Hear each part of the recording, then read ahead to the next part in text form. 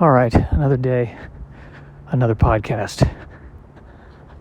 I don't want to begin this thing with diarrhea, but that's where I'm at. It's not where I'm at right now, but that's what I just experienced. And I'm not even sure why. I had a couple of fruit and cheese plates. Not that much cheese. There were hummus. There were hummus plates. Maybe it was too much hummus. Maybe too much crackers and hummus. Maybe I reached the limit of my hummus capabilities, which is ironic. I feel like as a Jewish person, I thought that was kind of our go-to. I'm not sure. Whenever beans or peas are involved, I always get my digestive system never knows what to do with it. Anyway, this is my podcast. It's the Nerdy Virgin podcast. I've been doing the podcast now for, I think, about 5 years. And as you can see by the throngs of people who are following me, it's really found a place in the zeitgeist. Really connected. And I keep, saying to myself, this podcast needs an angle. Perhaps some content, more than me just riffing for an hour as I go for a walk through the neighborhood where I live.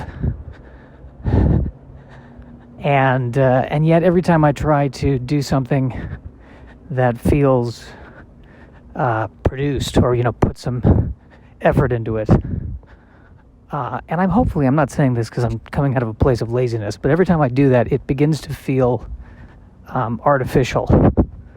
And so the only conclusion I can draw is that I have to proceed doing one of two things. Either I just have to talk into a microphone for an extended period of time once a week, put it out there and, hope.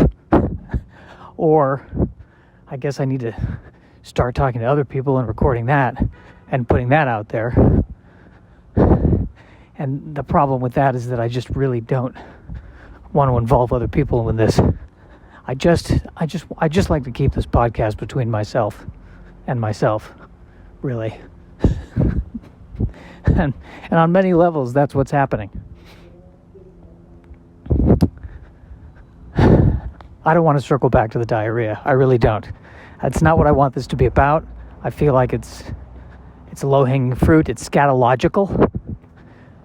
This should be an opportunity for me to really analyze the world for what it is and make some fantastic points, and you will leave this podcast a new and changed person.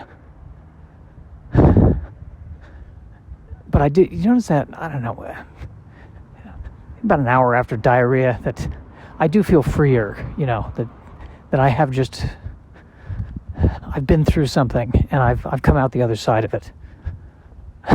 There is that sense of relief. It's a nice sense. I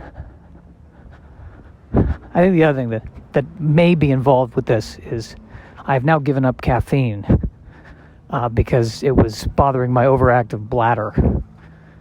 I say I'm 40, but I sound like I'm 90. So now I've given up caffeine and I do feel like my bodily functions seem to be returning to normal. Maybe I was over caffeinating, but I wasn't even I was just drinking green tea. I didn't even think there was that much caffeine in green tea, but somehow it was really throwing me off. I'll tell you though, what's interesting is that I probably do have a caffeine addiction because I was using it to wake up or to be more conscious. And it's what's interesting is that my body, I feel like my body is trying to get me away from all of my addictions. I got the high cholesterol, so I'm trying to cut out the sweets and the sugar, and that's a major addiction. And then the caffeine's bothering my overactive bladder, so that's that addiction. My body is trying to detoxify me, get me out of my addictions. And as a result, I have no choice but to face my emotions. When there's no addiction there to distract me, I have to look in the mirror and face the real me. And the real me is saying, I certainly hope, as I walk farther and farther from my house and record this podcast, that I'm not about to have a round 2 of diarrhea out of nowhere. Let us pray together. Yes. Is there a prayer? Was there a prayer for this? Did Moses have a prayer in the middle of the desert? That's the last thing you want to go through. Of course, maybe he had the opposite problem, 40 years of constipation. We'll never know. We will never know. We will never know.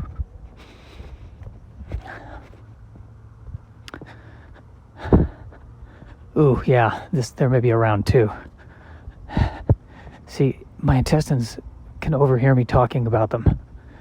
And so I said, oh God, what if there's another round? And my intestines were like, I can make that happen. And I need to say to my intestines, hold on. Let's calm down. Let's relax here. See, the other thing that could be happening is I've eaten a lot more foliage today. Like I had 2 salads. Maybe it was too much in the foliage, because I had a doctor tell me that because of my irritable bowel syndrome, if I eat the raw vegetables, that can aggravate it. I can't win, but I feel like if I steam the vegetables or if I cook the vegetables, they lose the nutrients. That's what my mom tells me. So, I don't know, it seems to be a no-win situation for me at this point in time. What else is going on?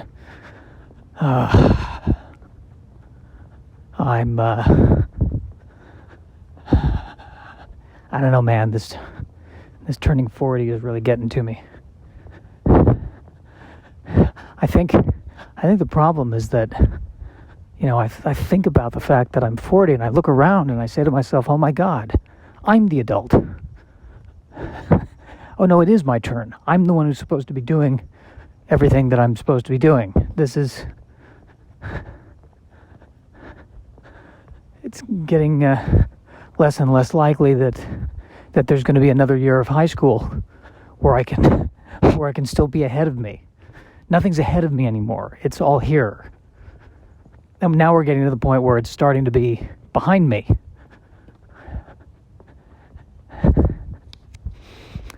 And I don't know. I'm going back and forth over this. Let's just jump right in. Okay, I keep saying to myself I'm a comedian, and yet I keep not actively trying to go on the road. I'm doing spots at Flappers mostly, pretty much entirely, mostly the open mics, but some of the Yoo-Hoo Room shows.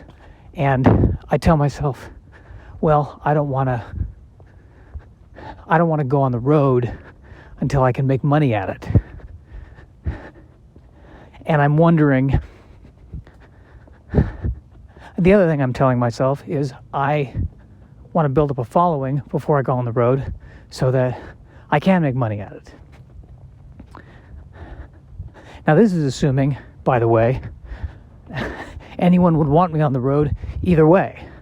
I'm making a big assumption. Because, the big clubs are going to go with the acts who can sell tickets. I can send them a tape, but, what are they going to... the only thing I could possibly prove with the tape is, how much time I can do. That's not going to show them how much I've been, how many tickets I can sell. It's not going to show them that. So the more I talk through it, the more I feel like the plan that I have, which is, keep working out in LA and do as many spots in LA as I can do while generating content like this podcast, getting it out there and building the following that way. That seems to be the logical way to go. But then there's another part of me that says, but what if it's not risky enough? What if you have to jump off the cliff in order to, you're not taking big enough risks. That's what my fear is. I'm not taking big enough risks. I work at a comedy club in the middle of a pandemic. I think that's a risk. If I don't want to take risks, wouldn't I be working at Zoom? Wouldn't I be working in a country or in a company that isn't dependent upon large gatherings as the number one way of making money? What am I saying? Pretty big gamble. But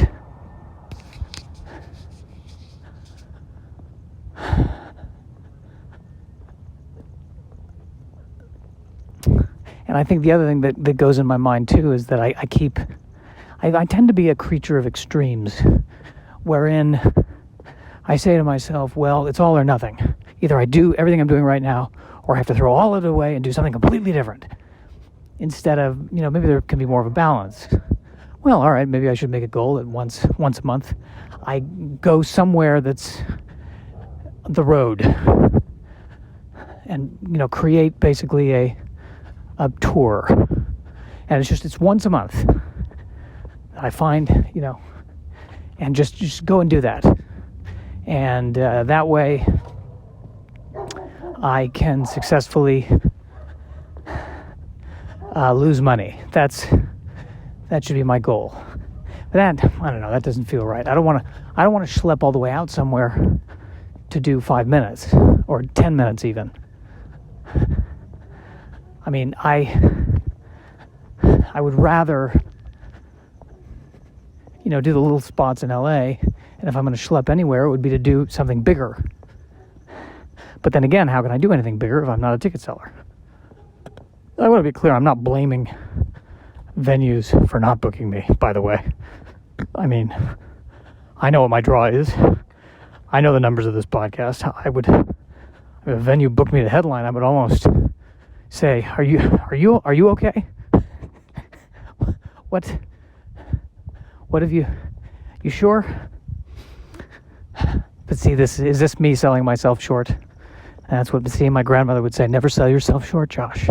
Never sell yourself short.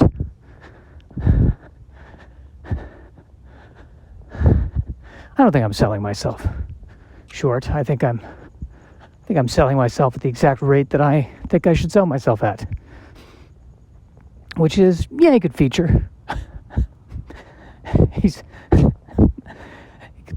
perfect way of advertising myself as a comedian. Joshua Snyder. He's not going to destroy the show. Perfect. Truly perfect. So, I'm getting panting because I'm getting to the top of the hill, both literally and metaphorically. The thing that my professor said to me that is really ringing in my ears right now is, he said, you have to accept that you cannot control your life. So I'm sitting here thinking, should I do this? Should I do that? And it's not based on anything that's actually happening. I mean, the only thing I could theoretically do that I'm not doing is reach out to clubs and try to get work, and some manner of work. At this point, it would be guest spots. That's all I can do. Get a tape that get a good tape, send that out, and say, can I get guest spots? That would be all I would want to do, because that's all I'd be comfortable doing at this point. I can do that, and I can not get hit by cars. That's another useful thing to do. And keep working out and try to get a really solid 5-minute set that I would like to get a newer 5-minute set that sells me a little bit better. I think, just get some new. I think, get some of the newer material that I've been working on in there, and I really want it to be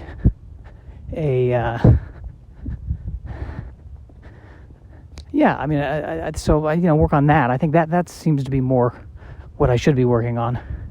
And then in terms of the content creation, well, I'm telling you I should be creating content, which in and of itself is content, apparently, or I guess no one says it can't be content.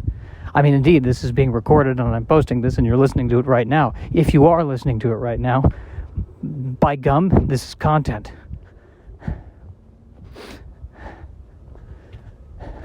That is the one nice thing about when it's called content creation is, they said content. They didn't say it had to be Oscar-winning content. Probably would help if it was. But I think, for me, the more that I try to perform, the worse it seems to get. And the more that I let go of performing and just talk about how I actually feel, that seems to be better. And people seem to respond to that better than when I get a little bit, too... Did you ever notice how this? What's the deal with that?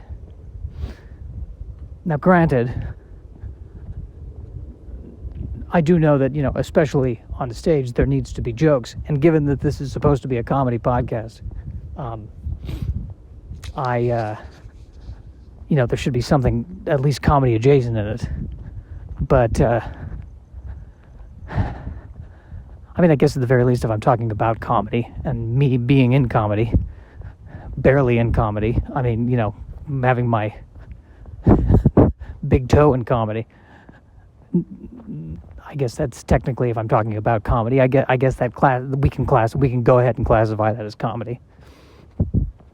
But I think maybe what we should say is let's get some more LA sets out. Let's get some more sets in LA out there. Let's, before we try to conquer the world, let's just try to be a bit more ubiquitous in Los Angeles. How about that? That feels good to me. That feels about right.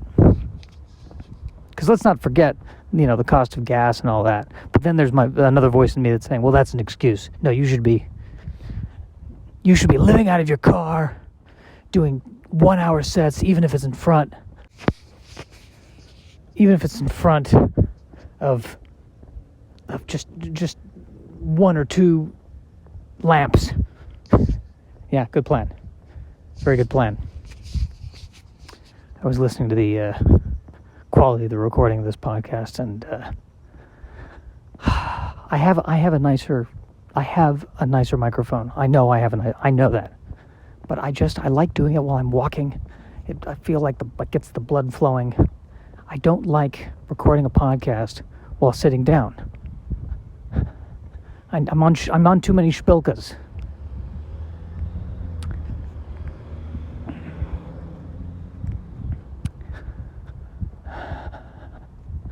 These poor people who have to listen to me podcast once a week at night. Oh, on this street there's a sign that says no parking because we're crack sealing. Oh, there's so many jokes I could go into. Crack sealing. Sealing cracks. There's so many. I could get so lowbrow with this.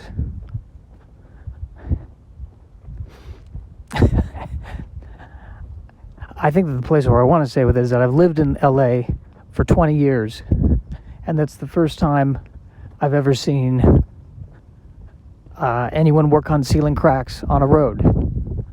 I didn't know they did that. I thought the plan was just kind of. I thought the basic plan for Los Angeles was the LA city planners saw the movie Escape from LA and they said, yeah, that seems where we're headed. We're just gonna go in that direction.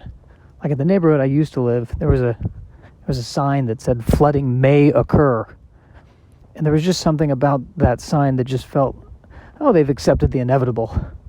Yeah, we're not going to be here forever. Sooner or later, when your number's up, your number's up. Just warning you. Lovely little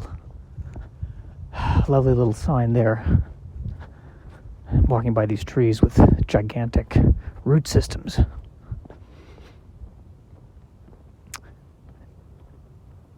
Trees that have been here for a long time.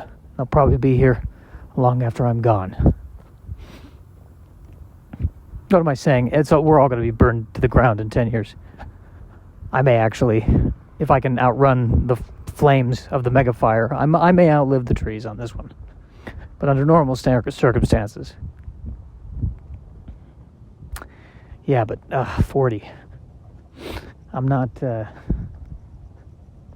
I think, the other thing that's got me freaked out a little bit is my cousin, when he took his own life, he was 40. And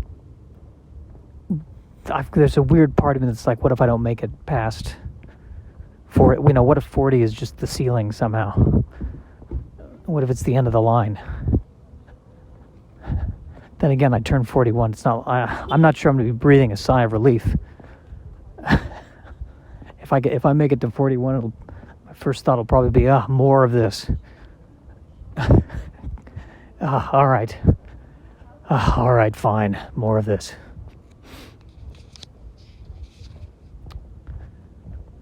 I just don't know. Just don't know. But, so I'm talking with my mom last night, and I think she's doing a lot better than she was, certainly, 2021, when she was in the hospital and there were issues. She's doing a lot better. But I think she is sober right now. And I can tell the difference when I'm talking to her when she's sober versus when she's drinking. There is a difference. And it's...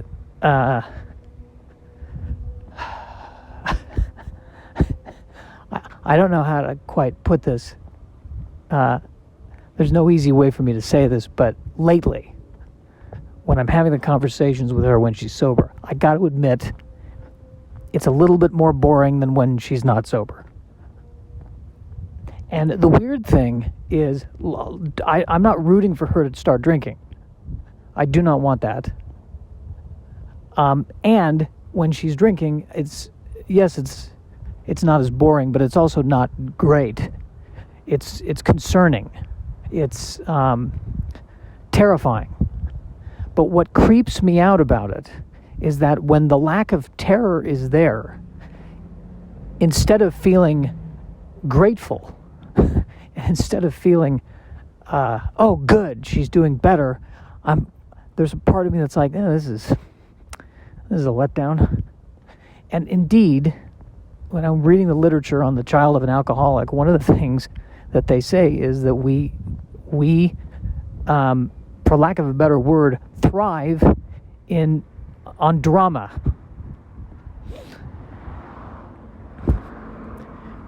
Perhaps because the drama is familiar to us. And when there's no drama in my life, I do get anxious. I do sit there and I go, something's missing. Everyone's getting along. This can't be it. And I'm catching myself. I think when there's not drama, here's a real bit. I start stuff. I start in. When I don't have anything better to do, I start in. And I'm just finally at 40 going, oh, you know what? I could just shut up. I could just shut up and we don't have to cause any problems. I could just shut up. I don't have to start in.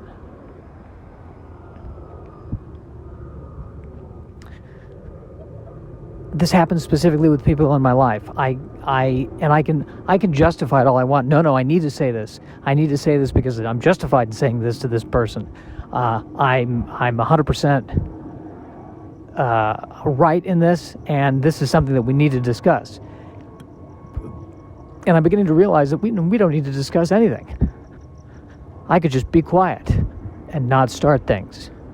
So my mantra is, let's embrace the boring, shall we? Let's reframe, let's rewrite the distinction of boring. Boring is there's a negative connotation. Let's change it to peaceful. How about that? This feels a lot more peaceful than before. Peaceful. There we go. Let's try to do that, and let's try to acknowledge where I'm insane. Sitting there going, I'm having a lovely conversation with someone who's doing better physically and probably emotionally. That's a win. This should not be me going, well, this sucks. And that's my own disease, ladies and gentlemen. That is my own disease. So I'm trying to work that out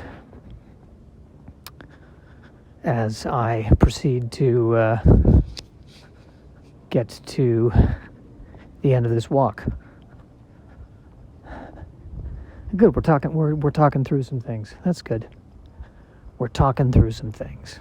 And this should be what I'm talking about in the stand-up. See, this is why I got to do this. At the end of the day, this may only be for me. I don't know if anyone is going to get anything out of it other than me. But it's 28 minutes of me going, this is what I should be writing jokes about. And then if you want to actually see the jokes, you should come see me perform. When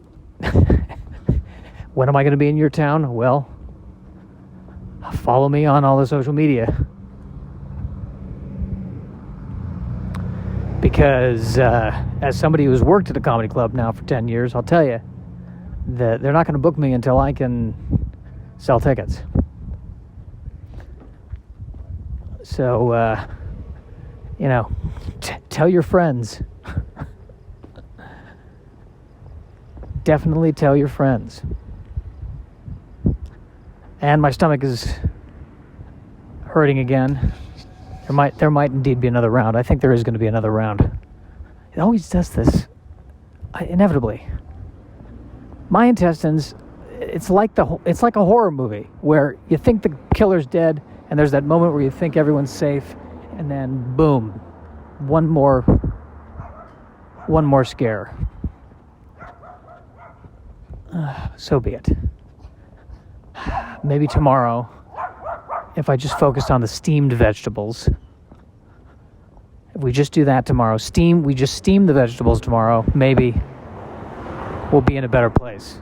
Does that sound better? I also have to move my car tonight. Street sweeping. Got to do that because of the street sweeping. Now, the other question I got to figure out is, should I get the blood test tomorrow, or should I just do it Thursday when I'm already at the hospital? Thursday makes more sense to me because I'm already going to be there, and I can probably get the blood work done because I'm already going to be there. I got to go to a hospital in Hollywood. The appointment is at 9, which means I probably need to leave at 7:30? 7? And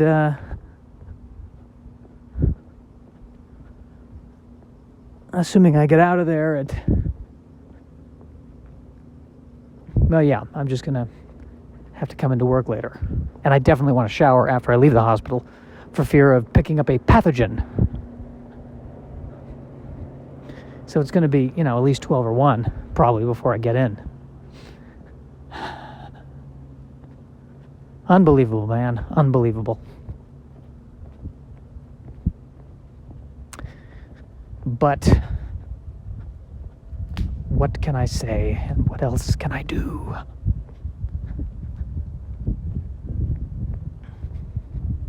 I think that's enough. This feels good. I got another block, but that's fine. We don't need to be anal about this, do we?